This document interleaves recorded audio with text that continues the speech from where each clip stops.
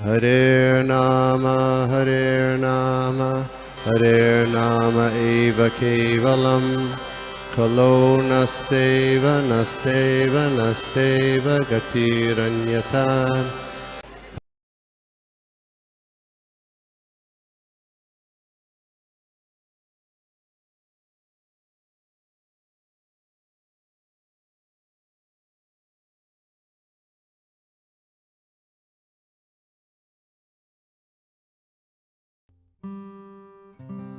हरे कृष्णा, सभी को दंडवत प्रणाम।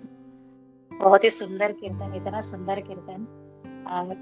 एक जैसे महाराज से सुना है तो वो आपके साथ शेयर करते हो। है ना, किसी के कीर्तन से भी ना उनकी साधना की जो सिंसेरिटी है, गहराई है, उसको समझ आता है ना। कि जब वो कीर्तन इतना दिल को छूने वाला हो तो उनकी साधना बहुत अच्छी होती है, ऐसे कहा जाता है। तो बहुत सुंदर प्रभु जी आपका कीर्तन। हरे कृष्णा, दंडवत प्रणाम। हम राधा को प्रकटाष्ट से शुरू करते हैं। मखेश्वरी, प्रियेश्वरी, माहेश्वरी, सुरेश्वरी, विवेक भारतीश्वरी, ब्रह्मांड शासनेश्वरी, रमेश्वरी, रमेश्वरी, प्रमोद कामेश्वरी, ब्रजेश्वरी, प्रजाधिपे, विराधिके नमोस्तुते, विराधिके नमोस्तुते, विराधिके नमोस्तुते। ओम नमो भगवते वासुदेवाय, ओम नमो भगवते वासुदेवाय, ओम नमो भगवते वासुदेवाय। नारायणं नमस्कृत्यं नरं चैव नरोत्तमं, देवीं सरस्वती व्यासं ततो जयो मुदीरये। नष्टप्रायेषु अभद्रेषु नित्यं भागवत सेवया, भगवती उत्तमश्लोके भक्तिर्भवति नष्टकी। नमः पङ्कजनाभाय, नमः पङ्कजमालिने, नमः पङ्कजनेत्राय, नमस्ते पङ्कजाङ्घ्रे। हे कृष्ण करुणा सिन्धु दीनबन्धु जगत्पते, गोपेश गोपिका कान्त राधाकान्त नमस्तुते। तप्त काञ्चन गौराङ्गी श्रीराधे वृन्दावनेश्वरी, वृषभानुसुते देवी प्रणमामि हरिप्रिये। जय श्री कृष्ण चैतन्य प्रभु नित्यानंद, श्री अद्वैत गदाधर शिवासादि गौर भक्त वृंद। हरे कृष्णा कृष्णा कृष्णा हरे हरे, हरे राम राम राम हरे हरे। हरे कृष्णा, सभी को दंडवत प्रणाम। आज मुझे श्रीमद् भागवतम स्कंद 3 अध्याय 22 श्लोक नंबर 20 की सेवा दी जा रही है। आप सबसे प्रार्थना है, आशीर्वाद दीजिए मैं सेवा ठीक से कर सकूं। पहले हम श्लोक पढ़ लेते हैं। यतो भवद्विश्वमिदं विचित्रं, संस्थास्यते यत्र च वावतिष्ठते, प्रजापतीनां पतिरेष मह्यं, परम प्रमाणं भगवान अनंतः। अनुवाद और तात्पर्य श्रील प्रभुपाद द्वारा। श्रील प्रभुपाद की जय। पढ़ लेते हैं तात्पर्य को भी। अनुवाद। मेरे लिए तो सर्वोच्च अधिकारी अनंत श्री भगवान है, जिनसे यह अद्भुत सृष्टि उद्भूत होती है और जिन पर इसका पालन तथा विलय आश्रित है। वे उन समस्त प्रजापतियों के मूल है जो इस विश्व के जीवात्माओं को उत्पन्न करने वाले महापुरुष है। तात्पर्य। श्री कर्दम मुनि के पिता प्रजापति ने उन्हें संतान उत्पन्न करने का आदेश दिया था। सृष्टि के प्रारंभ में प्रजापतियों का कार्य अनेक संतानों को जन्म देना था, जो इस विराट ब्रह्मांड के ग्रहों में बस सके। किंतु श्री कर्दम मुनि ने कहा कि यद्यपि उनके पिता प्रजापति थे, जिन्होंने उन्हें संतान उत्पन्न करने का आदेश दिया था, किंतु वास्तव में उनके मूल पूर्ण पुरुषोत्तम भगवान श्री विष्णु ही है, क्योंकि वे ही सर्वस्व के मूल हैं। वे ही इस ब्रह्मांड के वास्तविक सृजन करता है, वे ही इसके पालक हैं, और जब प्रत्येक वस्तु विनष्ट हो जाती है तो यह उन्हीं पर आश्रित रहता है। श्रीमद् भागवतम का यही निष्कर्ष है। सृजन, पालन तथा संहार के तीन देवता ब्रह्मा, श्री विष्णु तथा महेश्वर अर्थात शिव है। किंतु ब्रह्मा तथा महेश्वर तो श्री विष्णु के गुणात्मक विस्तार है। भगवान श्री विष्णु मध्यवर्ती स्वरूप है और वे पालन का भार ग्रहण करते हैं। उनके अतिरिक्त अन्य कोई समस्त सृष्टि का पालन नहीं कर सकता। जीव असंख्य है और उनकी आवश्यकताएं भी अनंत है। भगवान श्री विष्णु के अतिरिक्त इन असंख्य जीवों की अनंत आवश्यकताओं को अन्य कोई पूरा नहीं कर सकता। ब्रह्मा को सृजन करने तथा शिव को संहार करने का आदेश दिया गया है। बीच का कार्य जो पालन का है वह भगवान श्री विष्णु के जिम्मे है। श्री कर्दम मुनि अपने प्रगतिशील आध्यात्मिक जीवन के कारण भली भांति जान रहे थे कि भगवान श्री विष्णु ही एकमात्र पूज्य विग्रह है। जो कुछ भगवान श्री विष्णु चाहते हैं वही उनका कर्तव्य है, इसके अतिरिक्त और कुछ नहीं।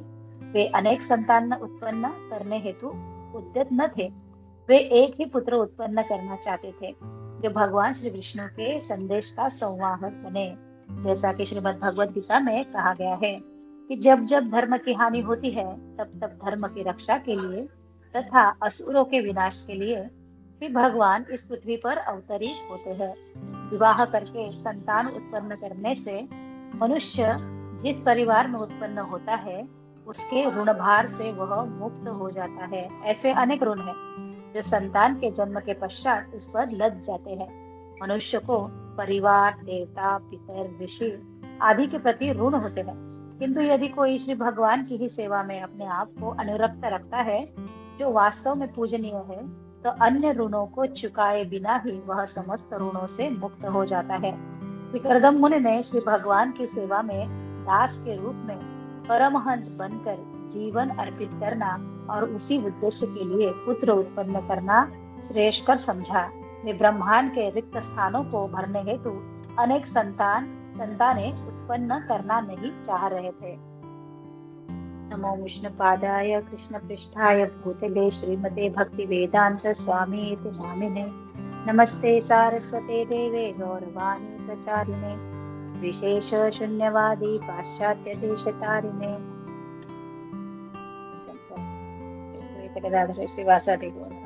हरे कृष्ण कृष्ण कृष्ण हरे हरे राम राम हरे हरे। तो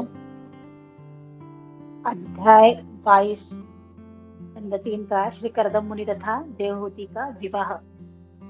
बहुत ही सुंदर यहाँ पे चर्चा हो रही है, बहुत ही सुंदर यहाँ पे प्रसंग हो रहा है। स्वयंभू मनु अपनी पत्नी शत्रुपा और पुत्री देवहूति के साथ श्री कर्दम मुनि के आश्रम में बिंदु सरोवर है ना, जहाँ पे बताया गया है उस स्थान को। तो ये बिंदु सरोवर, ये स्थान ही इतना आध्यात्मिक है, इतना पवित्र है, और यहाँ पे श्री कर्दम मुनि अपनी साधना कर रहे हैं। और अभी अपने पिता की इच्छा से, पिता जो है ब्रह्मा जी है, तो ब्रह्मा जी की आज्ञा से श्री कर्दम मुनि अभी विवाह करना चाह रहे हैं। विवाह इसलिए कि इस सृष्टि को आगे बढ़ाया जाए और भगवान का प्राकट्य होना है, क्योंकि कर्दम मुनि के द्वारा साक्षात भगवान ही अवतरित होने वाले हैं धर्म का प्रचार करने के लिए।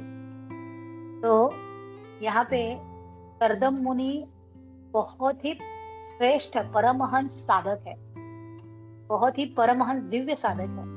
तो वो जब पुत्र की संतान निर्मित कर रहे हैं तो वो आध्यात्मिक चेतना में, वो कोई अपनी इंद्रिय तृप्ति के लिए नहीं कर रहे हैं। तो ये जो परमहंस लेवल पे ये जो साधु है, ये सभी वातावरण को या सभी परिस्थितियों को बहुत अच्छे से जानते हैं। जब ब्रह्मा जी उनको आदेश दे रहे हैं, लेकिन फिर भी श्री कर्दम मुनि कहते हैं कि मेरे परमपिता तो भगवान श्री कृष्ण है, क्योंकि कर्दम मुनि जानते हैं ये सारे जीवों की उत्पत्ति, ब्रह्मा जी की भी उत्पत्ति कैसे हुई है। ब्रह्मा जी का भी प्राकट्य भगवान श्री विष्णु या भगवान श्री कृष्ण से ही, उनके ही कारण हुआ है ना, सृष्टि की निर्मित करने के लिए, सृष्टि का सृजन करने के लिए।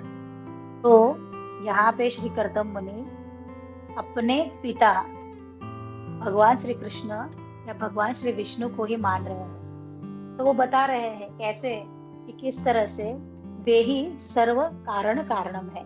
इस सृष्टि के कर्ता धर्ता सिर्फ भगवान विष्णु ही है, और उनकी इच्छा के अनुसार जो ये विवाह करना है और संतान उत्पत्ति करनी है। तो जब व्यासदेव जी अनेक पुराणों को लिख चुके थे, है ना, उन्होंने शिव पुराण लिखा, गरुड़ पुराण लिखा, अनेक पुराणों को लिखने के बाद भी वो संतुष्ट नहीं हो पा रहे थे, उनका चित्त बहुत ही अस्थिर था। तब उनके गुरु श्री नारद मुनि आते हैं और श्री नारद मुनि व्यासदेव जी को आदेश देते हैं कि वो भगवान की स्तुतियों का पुराण लिखें। और भगवान की स्तुतियों का पुराण क्या होता है? वो अमल पुराण होता है। अमल पुराण है जिसमें कोई भी मल नहीं है, जिससे पढ़ने के बाद सारे भय, क्रोध, राग, मद, मत्सर सब दूर हो जाएगा। ऐसा ये पुराण, इसका लिखान होना चाहिए, इसकी स्तुति होनी चाहिए, भगवान के नाम रूप गुण चर्चा की स्तुति होनी चाहिए। और फिर व्यासदेव जी जब नारद मुनि निकल जाते हैं, चले जाते हैं, तो व्यासदेव जी ध्यान करते हैं। और जब व्यासदेव जी ध्यान करते हैं और उनको अपने जो उन्होंने गलती करी है उसका एहसास होता है कि मुझे क्या करना चाहिए था, मुझे पूर्ण पुरुषोत्तम भगवान श्री कृष्ण की उनके नाम रूप गुण उनका वर्णन करना चाहिए था। लेकिन उन्होंने क्या किया है? उन्होंने बहुत सारे पुराणों की रचना करी है और बहुत कंफ्यूजन क्रिएट करा है। तो अभी व्यासदेव जी ही बताते हैं कि इस सृष्टि के सर्व कारण कारणम है, वो कौन है? वो है पूर्ण पुरुषोत्तम भगवान। तो जब व्यासदेव जी ध्यान में बैठे थे, तो ध्यान में बैठते समय वो क्या देखते हैं? वो देखते हैं कि उनके हृदय में परमात्मा रूप में भगवान उनको दर्शन दे रहे हैं। और वो कैसे रूप में देखते हैं? तो श्री व्यासदेव जी देखते हैं कि भगवान श्री कृष्ण, उनके बाजू में श्रीमती राधा रानी और पीछे छुपे हुए माया देवी ऐसे खड़ी है। तो अभी व्यासदेव जी के मन में एक कुतूहल जागृत होता है कि ऐसे ये माया देवी छुप के क्यों बैठी है, ऐसे चोरों के जैसे छुपी हुई क्यों है। तो व्यासदेव जी खुद ही इसके बारे में बताते हैं कि ये जो सृष्टि, ये भौतिक सृष्टि का भी जो सृजन होने वाला है, इसमें क्या है? माया देवी भी भगवान का ही एक अंग है जो अपना रोल करेगी। और इस माया के वशीभूत होके जीव क्या करेगा? जीव अपने कर्म करेगा। तो ये माया भी क्या है? ये माया भी भगवान श्री कृष्ण के अधीन ही है, लेकिन ये जीव को, जीवात्मा को कर्म बंधन में डालेगी। तो ये कर्म बंधन में डालेगी तो ये कैसी है? ये शर्माते हुए या छुप के ऐसे पीछे खड़ी है। तो व्यासदेव जी ये पूरा अपने आंखें बंद करके ये दर्शन कर रहे हैं। और श्रीमती राधा रानी क्या कर रही है? ब्लेसिंग्स, जो आध्यात्मिक शक्ति है, अंतरंगा शक्ति है, तो ये अंतरंगा शक्ति क्या करेगी? ये अंतरंगा शक्ति जीव को भगवान श्री कृष्ण से जुड़ने के लिए प्रोत्साहित करेगी, उसको प्रेरणा देगी, गुरु के माध्यम से उनको मार्गदर्शन करेगी। तो व्यासदेव जी जब ये हृदय में ये दृश्य देखते हैं तो आगे चल के वो श्रीमद् भागवतम की रचना करते हैं। इतना दिव्य पुराण जिसमें सिर्फ भगवान के गुण, नाम, रूप, भक्तों की सारी चर्चाएं ही चर्चाएं है कि किस तरह से भगवान को देखा जा सकता है, भगवान को प्राप्त किया जा सकता है। तो यहाँ पे करदम मुनि भी वही बता रहे हैं। करदम मुनि जानते हैं कि इस सृष्टि के जो पालन करता है वो भगवान श्री विष्णु है, भगवान श्री कृष्ण है। तो अभी यहाँ पे तीनों के नाम लिए गए हैं, भगवान श्री विष्णु, ब्रह्मा, विष्णु और महेश।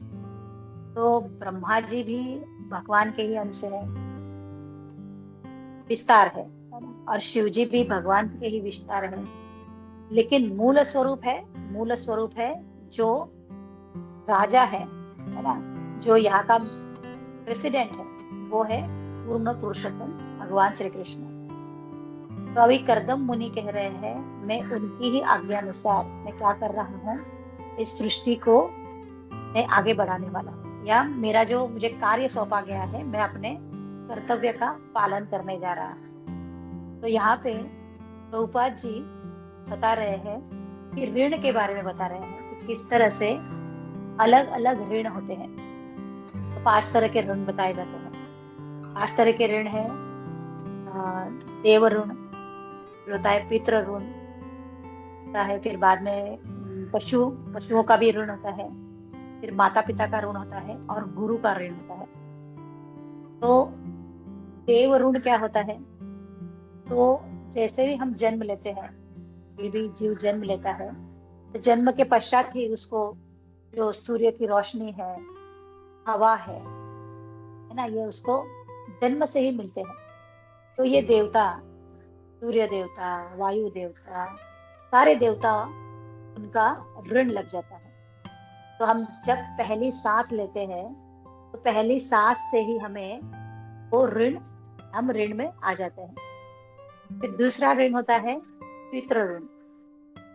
पितृ ऋण होता है कि हम जिस परिवार में जन्म लेते हैं, समझ लीजिए कि किसी ने, कोई एक पुत्र है, एक जीव है, उसने किसी बहुत बड़े अमीर के घर में जन्म लिया। हम एग्जाम्पल लेंगे, अंबानी के घर में जन्म लिया। तो जैसे ही उस जीव ने वहां पे जन्म लिया तो उसको अंबानी का वारिस नाम से जाना जाएगा, जबकि उस जीव को तो कुछ उसका क्रेडिट है नहीं, उसने तो अभी कुछ काम वगैरह भी नहीं किया है, बस उसने उस परिवार में जन्म लिया है, लेकिन अभी उसको अंबानी का नाम दिया जाएगा। तो उसके जो घर के जो बड़े सदस्य है या पूर्वज है, उनके पूर्वजों ने जो संपत्ति, जो नाम, जो प्रसिद्धि, जो कुछ भी कमाया है वो इस पुत्र को प्राप्त होती है। वो उसी नाम से जाना जाता है। उनकी जो प्रॉपर्टी है उसका वो इस्तेमाल करता है, उनके नाम का इस्तेमाल होता है। तो इस तरह से उसके ऊपर वो पितृ ऋण भी रहता है। के बाद आता है पशुओं का ऋण। तो जैसे ही हम जन्म लेते हैं तो बचपन से ही हम गाय का दूध पीते हैं, फिर थोड़े बड़े हो जाते हैं तो हमें पंछियों को दिखा के ना, छोटे बच्चों को हम खाना खिलाते हैं पंछियों के नाम से, कि ये चिड़िया है, कौवा है, ऐसे अलग अलग पशुओं के नाम लेके हमें एंटरटेन किया जाता है बचपन में, है ना। हमारा बचपन ही इन सारे पंछियों को, पशुओं को देखते ही हम बड़े होते हैं। तो इनका भी हमारे ऊपर बहुत बड़ा ऋण होता है। अभी हमने कितने गायों का दूध पिया होगा, है ना, हमें उसका कोई अंदाजा भी नहीं है कि हमारे घर में भी जो दूध आ रहा है तो कौन सी गाय है, क्या है। यदि हम एक एक गाय को भी चारा खिलाने जाए तो भी हम उसका ऋण नहीं चुका पाएंगे, लेकिन हाँ, हम जब गाय को चारा खिलाते हैं, धान देते हैं, तो थोड़ा सा, है ना, थोड़ा सा प्रतिशत हम उसका ऋण चुका पाते होंगे, लेकिन फिर भी हम इस ऋण से मुक्त नहीं होते। फिर दूसरा ऋण आता है आगे, चौथा ऋण आता है हमारे माता पिता का ऋण, कि जिनके वजह से हम इस भौतिक जगत में आए हैं, जिनके वजह से हम सब कुछ ये देख रहे हैं, तो उनका भी हमारे ऊपर ऋण होता है कि वो हमारे क्या है, वो हमारे जनक है। फिर आता है गुरु ऋण। तो गुरु, कौन से गुरु? जो हमें भौतिक पढ़ाई करवाते हैं वो नहीं, भौतिक शिक्षा देने वाले नहीं। तो गुरु वो जो हमें आध्यात्मिक बोध देते हैं, जो हमारे आत्मा के बारे में हमें बताते हैं, वो गुरु कि जिन्होंने हमारे जीवन का उद्धार कर दिया है, ऐसे गुरु का हमारे ऊपर ऋण हो जाता है। तो ये गुरु, पितृ, माता पिता, देव और पशु, इनका ऋण हम पूरे हमारे जीवन में कभी चुका नहीं पाएंगे। इनको चुकाना बड़ा ही असंभव है।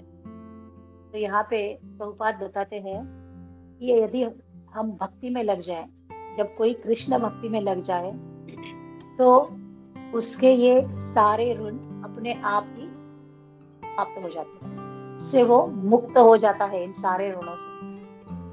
और यदि वो भक्ति नहीं करता है, यदि जीव अपने ही किसी कर्म कांडों में लगा है, तो उसको ये ऋण उसके ऊपर लागू रहते हैं और उसकी वजह से उसके ऊपर संकट आते हैं, बाधाएं भी आती है।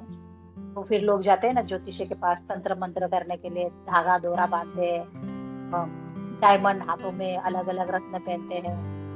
क्यों? क्योंकि ये ऋणों के वजह से वो कुछ ना कुछ तो मुसीबतों में, संकटों में आते रहते हैं। लेकिन जब हम भगवान की भक्ति करने लग जाते हैं, हरे कृष्ण कृष्ण कृष्ण हरे हरे, हरे राम राम राम हरे हरे, तो हमने क्या किया है? हमने उन पूर्ण पुरुषोत्तम भगवान को प्रसन्न कर दिया है। हमने जाना है कि हमारे जो अस्तित्व का मूल कारण या इस ब्रह्मांड के सृष्टि में हमारे भी आने का कारण, हम क्यों आए हैं, हमारा क्या कर्म रहा होगा और अभी हमारा क्या कर्म हमें करना है। ये जब हम जानते हैं तो ये जान के ही क्या कहते हैं ना, ज्ञानी वो श्लोक है ना 7वें अध्याय का 19वां श्लोक भगवत गीता का, बहुनाम बहुनाम जन्मना मनते ज्ञान वाम प्रपद्यते।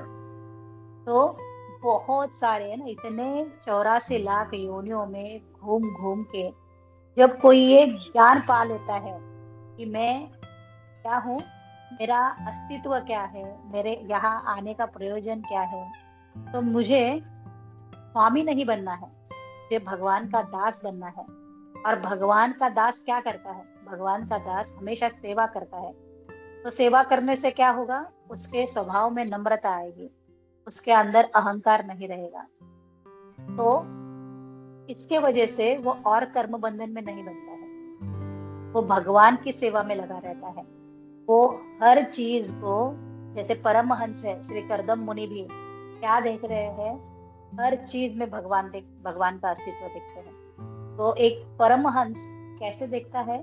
परमहंस देखता है कि हर वस्तु जो यहाँ पे है वो हर वस्तु भगवान से उद्भूत है, और यदि मेरे जीवन में कुछ भी हो रहा है तो वो भी भगवान की इच्छा से हो रहा है और मुझे वो स्वीकार करना चाहिए। तो ये हम जो जीव है, तो हमारे लिए भी हम भगवान के दास है, और दासों को क्या करना है? दासों को सिर्फ भगवान की पूर्ण पुरुषोत्तम की सेवा ही करनी है।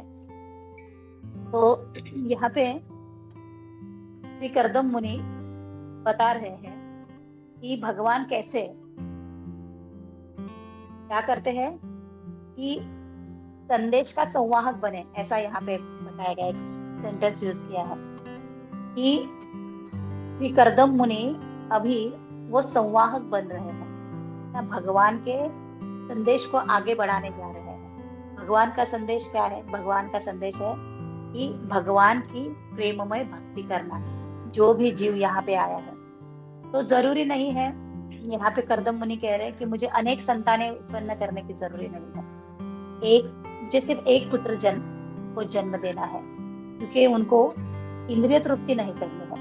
प्रभुपाद भी कहते हैं ना कि लाखों असंख्य तारों से मतलब नहीं है, मुझे बस एक चंद्रमा चाहिए। एक चंद्रमा भी ऐसे कि जो अमावस्या की रात में भी पूरा उजाला कर देता है। लाखों तारे भी हो ना, तो अमावस्या की रात में कोई उजाला नहीं होता। तो असंख्य, किसी के घर में 8-10 बच्चे जन्म दिए हैं और 8-10 बच्चों में से सारे नास्तिक हैं, सारे कोई भगवान की भक्ति नहीं कर रहा है। तो ऐसे 8-10 बच्चे भी आगे जाके उस माता पिता को दुख देने वाले हैं ना, ये माता पिता को बड़ी संकट में डालने वाले, मुसीबत में डालने वाले हैं। तो ऐसे 8-10 बच्चों से बेहतर है कि कोई एक पुत्र ऐसा हो जो भगवत भक्त बने।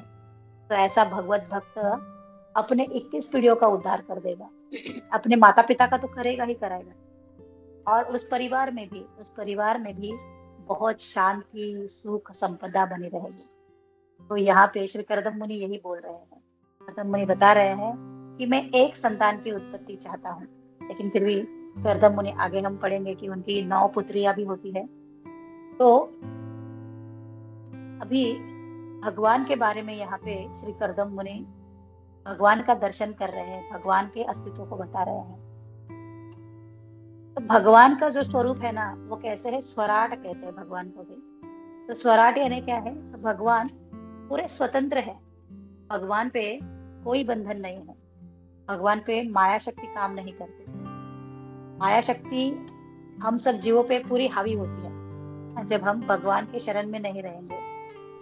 भगवान की शरण में जब हम नहीं है, जब हमें चलते फिरते उठते बैठते हमें जब महामंत्र स्मरण नहीं होता, या हम कृष्ण के दर्शन नहीं कर पाते, तो समझ लीजिए हमें समझना होगा कि हम बहुत बड़े संकट में, माया में फंसे हैं। हमारे अंदर अभी भी वो माया का प्रभाव चल रहा है। किसी भी वैष्णव को देख के यदि हमारे चेहरे पे स्माइल ना आए, किसी भी वैष्णव को देख के यदि हमें दंडवत या प्रणाम करने की इच्छा ना हो, समझ लीजिए कि हम बहुत ही बुरे माया में फंसे हैं। इतना माया का प्रभाव है। तो माया का प्रभाव क्यों हो गया? क्योंकि हमने भगवान का सानिध्य बहुत कम किया है। हम भगवान के सानिध्य में कम आ रहे हैं, इसलिए माया हमें ले रही है अपने सानिध्य में। तो भगवान का सानिध्य श्री करदम मुनि के जैसे परमहंस, जो 24 घंटे भगवान के ही सानिध्य में होते हैं, वो भगवान के ही बारे में सोचते हैं, उनके ही बारे में उनका विचार चलता रहता है। तो भगवान का स्मरण कैसे किया जाए? तो ये भागवतम हमें यही बताता है कि नित्य भगवान का स्मरण होना चाहिए। तो भगवान स्वराट है, स्वतंत्र है। भगवान अपनी इच्छा से कुछ भी कर सकते हैं।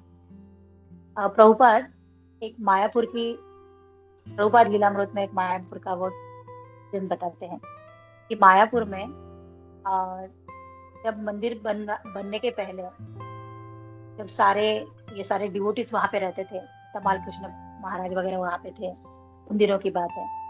तो वहां पे ना, वहां के जो आदिवासी जो लोग थे या गुंडे थे, वो वहां पे उनके मठ में जाके आक्रमण करते थे। के जाके साथ उनके मार पिटाई होती थी, रिवॉल्वर होती था उनके पास, गोली बारूद सब कुछ वहां पे होता था। तो एक रात ऐसे ही हुआ कि अचानक उनके ऊपर हल्ला हो गया, और सारे डिवोटी तो सब सो रहे थे, उनके पास तो कुछ अस्त्र शस्त्र है नहीं थे। और अभी ये सारे डिवोटी जब सो रहे हैं, तो ये आदिवासी लोगों ने वहां पे हमला कर दिया, और उनके पास बंदूकें थी, चाकू छुरे वगैरह ऐसे। तो जैसे तैसे करके इन लोगों ने अपने आप को बचा लिया, वो कैसे तो भगा के वगैरह इस तरह से। लेकिन ये बार बार होता था। तो अभी इसके ऊपर एक कुछ तो सोल्यूशन निकालना चाहिए। तो सबने आपस में चर्चा की, तो पता चला कि हमें क्या करना पड़ेगा। यहाँ पे हमें नरसिंह भगवान का है ना, यहाँ पे स्थापना करनी होगी, उनके यहाँ पे विग्रह लाने होंगे, तो हमारे ऊपर ये संकट नहीं आएगा। फिर बड़े सोच विचार से पूरा एक समिति बैठाई गई कि ये नरसिंह भगवान के विग्रह बनाएगा कौन। तो फिर पता चला कि साउथ में, आंध्र में एक मठ है, उस मठ के जो मुख्य है, वो इसका विग्रह बनाते हैं, और वही बना सकते हैं, बाकी यहाँ पे और कोई नहीं बना सकता है। तो फिर ये जो यहाँ के डिवोटी थे, 2-4 डिवोटी वहां पे चले गए उन मठाधीश से मिलने के लिए।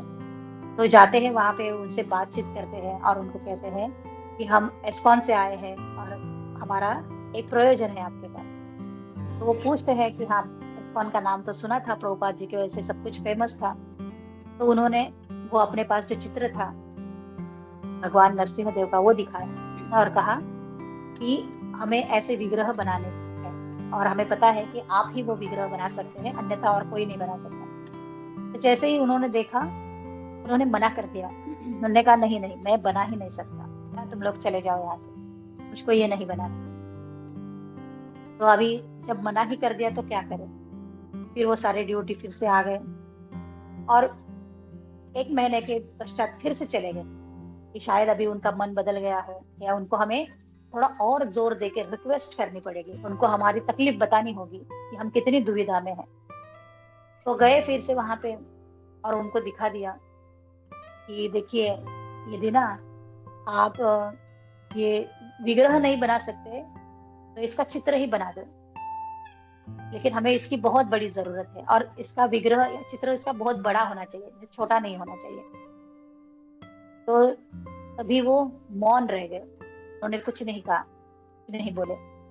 अभी मौन है, कुछ बोल ही नहीं रहे हैं, तो क्या करें। तो ये डिवोटी फिर से चले गए। क्योंकि ये मना, इसका मतलब है कि नहीं करना चाह रहे हैं। तो अभी बहुत ही उदास हो गए ये सारे डिवोटीज की, एक तो यही जो मठ के अध्यक्ष है वही बनाने वाले हैं, और उसके सिवा और कोई हमें पर्याय है ही नहीं। तो फिर से समिति बिठाई गई और बताया गया कि उनसे ऐसे रिक्वेस्ट करो कि इनसे रीजन पूछो, है ना, कि क्या कारण है, क्यों नहीं बना पा रहे हैं, जो भी कुछ है पूछ लो उनसे। तो दूसरी टीम को भेजा गया कि जाओ आप थोड़ा सा रिक्वेस्ट करो उनको। दूसरी टीम चली गई, और जैसे ही वो टीम चली गई और उनको बताया गया कि हम एस्कॉन से आए हैं और आपको ये विग्रह ऐसे बनाने हैं, तो उन्होंने झट से हाँ कर दी, कहने लगे ठीक है मैं बना दूंगा। तो अभी तो एकदम सरप्राइजिंग था कि 2 बार डिवोटी आके गए, आपने मना कर दिया। वो कहने लगे कि ये जो आप नरसिंह भगवान दिखा रहे हैं ना, ये जो चित्र है, ये 8 प्रकार के नरसिंह भगवान के विग्रह है, 8 प्रकार। तो उसमें से ये स्थानु नरसिंह भगवान है, और ये स्थानु नरसिंह भगवान ये बहुत ही आक्रामक होते हैं। ये विग्रह बहुत ही आक्रामक है। ये कौन सी मुद्रा है भगवान की? तो जब भगवान उस खंबे से बाहर आ रहे थे, एक पाँव उनका खंबे के बाहर है, उनके हाथ है ना एकदम कैसे क्रोध में, आंखें एकदम लाल लाल, पूरा क्रोध, मुंह को एकदम से ना गर्जना करते हुए, ऐसे भगवान ने जब प्रवेश किया है, प्रकट हुए हैं, वो बड़ा ही कैसा है, बड़ा भयानक रूप है भगवान का। तो वो जो मठाधिकारी थे वो कहने लगे मैंने अपने गुरु से पूछा इसके बारे में, तो मेरे गुरु ने मना कर दिया। उन्होंने कहा कि इस विग्रह को जरा भी नहीं बनाना। ये स्थानु नरसिंह भगवान जहाँ पे भी ये बनेंगे ना, तो क्या होता है, वहां पे यदि उनका ठीक से रख रखाव नहीं हुआ, सारे उनके रीति रिवाजों को नहीं पाला गया, तो ये विध्वंस कर देगा। तो ये बहुत ही भयानक होता है। तो वो अपने गांव के एक बार उसके बारे में बताते हैं कि जहाँ पे नरसिंह भगवान की ठीक से पूजा अर्चना नहीं हुई थी, तो कुछ दिनों के बाद मिस अभी वो गांव पूरा खाली हो गया है, उस गांव में एक भी मनुष्य नहीं है। तो इसलिए ये बहुत ही सावधानी से करना चाहिए, इसको ऐसे ही पूजा अर्चना करनी है इसके लिए इनको स्थापना नहीं करते। तो अभी इन्होंने हाँ कर दिया, डिवोटी बड़े खुश हो गए। फिर डिवोटी 4 महीने के बाद गए देखने के लिए कि कहाँ तक काम हो गया है। तो जाके मिले उन प्रभु जी से, तो कहने लगे, वो महाराज जो थे मठाधिकारी, वो अपने साधना में अपने कामों में व्यस्त थे। तो उन्होंने पूछा कि महाराज कहाँ तक काम आया है? वो कहने लगे कि अरे मैंने तो अभी तो कुछ भी नहीं, मुझे तो अभी तक पत्थर भी नहीं पता कौन सा पत्थर लेना है ना, इस पत्थर से मुझे बनाना है विग्रह, वो भी मेरे पास नहीं है अभी तक। तो मैं कुछ भी शुरू नहीं किया है ना, मुझे तो अभी सब ढूंढना पड़ेगा। तो ये डिवोटी हैरान हो गए कि अरे 4 महीने के बाद हम लोग आए हैं और इन्होंने अभी तक पत्थर भी नहीं ढूंढा। वो कहने लगे ये विग्रह बनाने का ये जो पत्थर है कोई साधारण नहीं होता, ये ऐसा विशेष पत्थर होता है, इसको ढूंढना पड़ता है। और इसकी कसौटी कैसी होती है कि एक विशेष तरह का कीड़ा होता है, इंसेक्ट होता है, उस कीड़े को पत्थर के इस साइड से डाला जाता है, और वो जो कीड़ा है वो उस पत्थर को छेद करते करते उस ओर से बाहर निकलता है, तब जाके वो पत्थर नरसिंह भगवान के विग्रह के लिए उचित समझा जाता है। तो वो कहते हैं कि जैसे ही आपके विग्रह बन जाएंगे मैं आपको बता दूंगा, भी आप चले जाइए। तो अभी ये डिवोटीज चले जाते हैं, और यहाँ पे जो ये महाराज है ये विग्रह को बना लेते हैं, पूरा विग्रह बन जाता है। और विग्रह बन जाता है पूरी तरह से, वो जहाँ पे उनको विग्रह बना के एक साइड में रखा जाता है जहाँ पे कोई आता जाता नहीं है, ऐसे जगह पे। और वो महाराज अपने शिविर में, अपने कुटिया में चले जाते हैं। और उसी रात को क्या घटना होती है, उसी रात को उस जहाँ पे नरसिंह भगवान का वो विग्रह रखा होता है वहां पे आग लग जाती है। पूरा जो गोदाम है, वहां पे गोदाम में जितनी सारी चीजें थी, जो कपड़े हैं, कुछ बोरिया है, सब कुछ जल के नष्ट हो जाता है। और अभी ये महाराज जब आग लग जाती है तो देखते हैं कि आग की लपेटें उठ रही है, महाराज भी आ जाते हैं दौड़ के, वो मठाधीश। और अभी आग बुझाने का काम शुरू हो जाता है, आग पूरा सब खराब हो जाता है, सारा नष्ट हो जाता है। लेकिन जो भगवान के विग्रह है वो वैसे की वैसे ही वहां पे रहते हैं, एकदम स्थिर। ना उनके ऊपर कोई कालीमा है, ना कुछ है, ना कुछ है, कुछ भी नहीं, एकदम वैसे के वैसे है। और अभी वो मठाधीश तुरंत संदेश भेजते हैं डिवोटीज लोगों को कि जल्दी आइए और आपके भगवान को लेके जाइए। वो आपके यहाँ आने के लिए बहुत ही जुतावले हैं, है ना, बड़े ही उत्सुक है, तो जल्दी से आके इनको लेके जाइए। और अभी डिवोटीज भी आते हैं जैसे संदेश मिलता है, और बड़े से ट्रक में, है ना, एक बहुत बड़े ट्रक में भगवान को स्थानापन्न करके वो लेके जाते हैं। तो अभी ये जो कालावधि है, ये जो समय है कि भगवान अभी यहाँ पे मायापुर में आ रहे हैं, नरसिंह भगवान, तो इसको पूरे 2 साल लग जाते हैं आने में, ये सब बनने में। तो भगवान स्वतंत्र है, भगवान अपनी इच्छा से आते हैं, भगवान अपनी इच्छा के अनुसार कार्य करते हैं।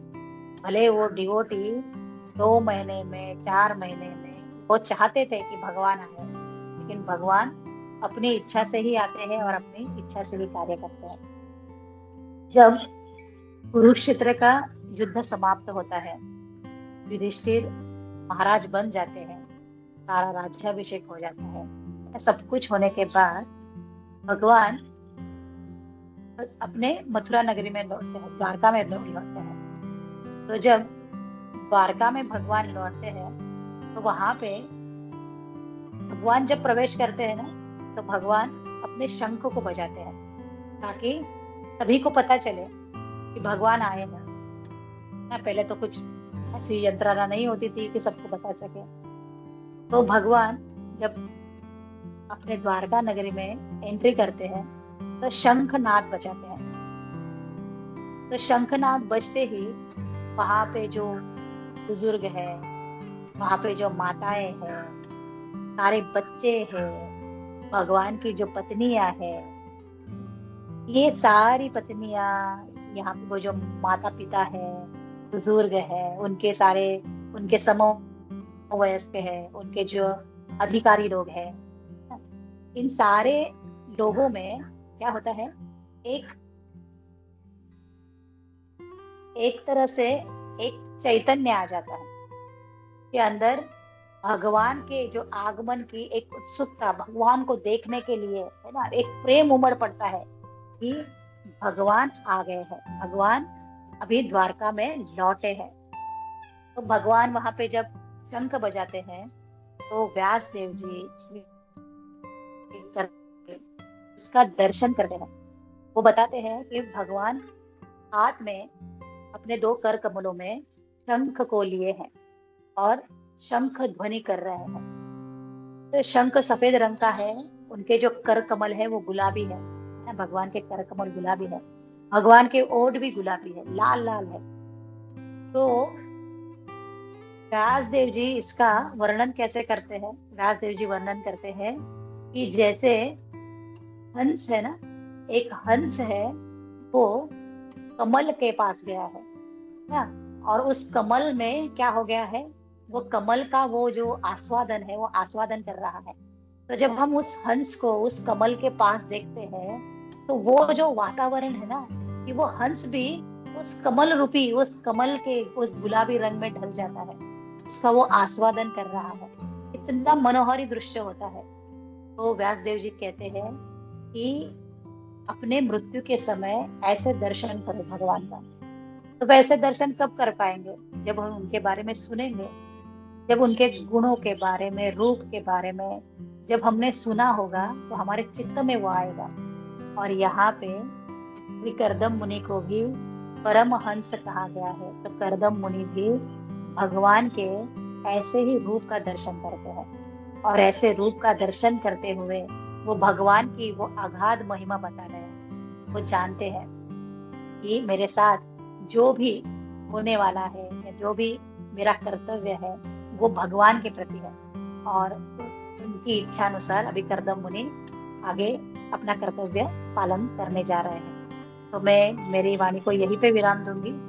मेरे से जो भी त्रुटि हुई होगी तो उसके लिए क्षमा कीजिए, और जो भी अच्छा लगा होगा उसका श्रेय गुरुदेव जी को है। श्रील प्रभुपाद की जय, श्री गुरुदेव की जय। हरे कृष्णा। धन्यवाद सभी।